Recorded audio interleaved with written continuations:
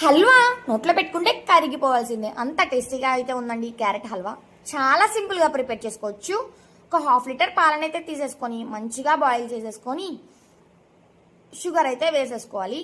Sugar వేసిన తర్వాత పాలు అనేవి దగ్గర పడిన తర్వాత ఒక నిమ్మ చెక్కనైతే పిండేసుకొని మనకి వీడియోలో కనిపిస్తున్న కన్సిస్టెన్సీ వచ్చే వరకు ఉంచుకోవాలి. కన్సిస్టెన్సీ వచ్చిన తర్వాత ఆ కన్సిస్టెన్సీ దగ్గర పడిన తర్వాత స్టవ్ ఆఫ్ చేసుకొని పక్కన కడాయి పెట్టుకొని కొంచెం నెయ్యిని అయితే వేసేసుకొని మనం తురిమి పెట్టుకున్న క్యారెట్ని అయితే అందులో వేసేసుకొని కొంచెం వాటర్ వేసేసుకొని మంచిగా కుక్ అయిన తర్వాత పాలు పంచదార ఇలాచీని అయితే వేసేసుకొని ఒక 5 మినిట్స్ అయితే కుక్ చేసుకోవాలి. తర్వాత మనం పక్కన పెట్టుకున్న కోవాని అయితే అందులో యాడ్ చేసుకొని 5 మినిట్స్ కలుపుకొని దించేసుకున్నామంటే మన క్యారెట్ హల్వా అయితే రెడీ అవుతుందండి.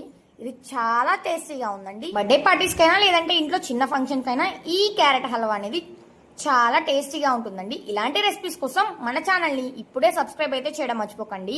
ఉంటాను.